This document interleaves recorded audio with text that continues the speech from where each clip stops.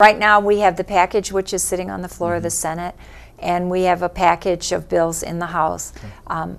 Most of the House bills actually mirror our Senate bills, so most of them are just the same or with very minor changes would be necessary. There are a couple of big changes out there yet that are a couple of big issues out there yet with which I don't agree, and most of my colleagues in the Senate, nor does the Chamber of Commerce, the Michigan Manufacturers Association, the Farm Bureau, Michigan United Conservation Clubs, National Wildlife Federation. They're all on board with my legislation.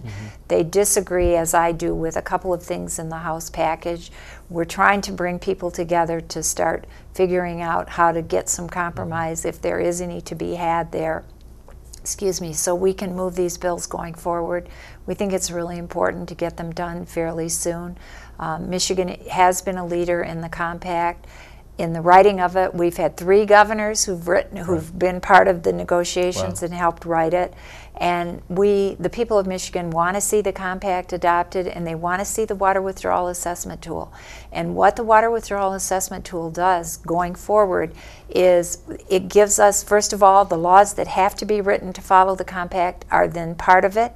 And it gives business certainty. It gives our farmers certainty because they know what the rules will be. I've talked to 3 businesses now who are waiting for us to adopt the compact and the water withdrawal assessment tool so they know exactly what the laws will be going forward. They want to locate here in Michigan, or one of them, there's one that wants to grow here in Michigan. But until those laws are on the books, they feel like they're at the whim of whatever the legislature may decide in the next year or so. They want to know now. Obviously, this is a time when we want companies who are here to grow, and we want to invite any new companies to come in. So to be able to give them certainty is really important, and it's important to do it sooner rather than later. I think it goes back to some of your earlier comments on what you talked about with the DEQ. And sometimes they've been good. I've heard good comments also in the Senate district. I've heard a lot of criticism. And so if we come up with consistent policy that is based on sound science, it helps on the interpretation of these rules. And that makes certainty is what people want to do to invest to move the economy forward. Certainty is critical to businesses. You talk to any business. I know I have a lot of businesses in my communities that talk to me about this all the time. I had one CEO last year when we were going through those difficult times. He said, "Patty, I'm working on a 6-month plan for my business. I'm working on a 1-year plan, a 5-year plan, a 10-year plan, and this is a huge, large international business which has locations in other states and other countries. And he's making decisions whether he's going to grow here in Michigan. And he wants to because his family's here. He's got a big commitment here.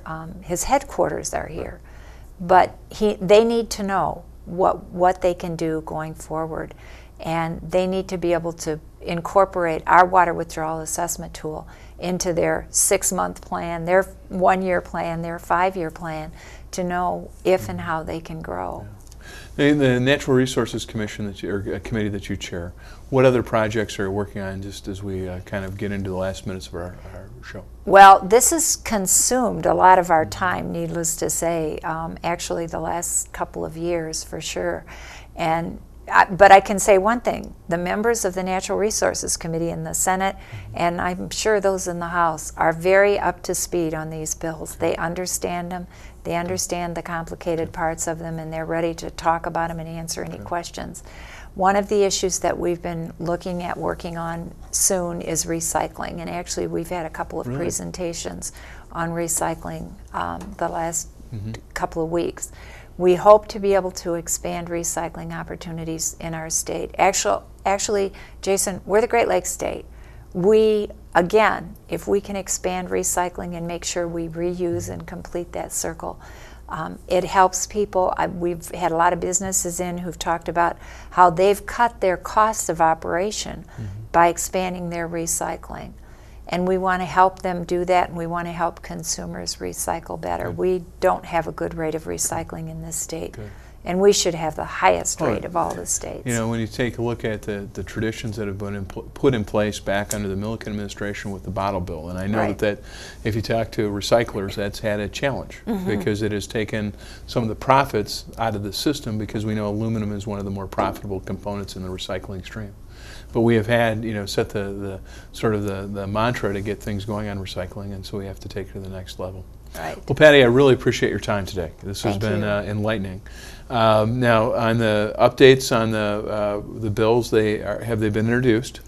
Oh yeah, they're introduced. They're sitting on the Senate floor, and the House bills are sitting on the House floors. And so you can look up under your name, my name, in Michigan.gov, and then there's a list of those. Do you happen to remember what the numbers are? Well, 861 is one of the biggest bills, and that would be Senate Bill 861. Senate Bill 861, and you're the co-sponsor, and I'm the sponsor of the bill. And then there are several others in the package. And if you have any problems, I would encourage people to call either your office or mine, and we can guide them to the correct site. And probably for our listeners, the easiest way is just to go to the internet and Google either Senator Birkholz or myself, Senator Jason Allen.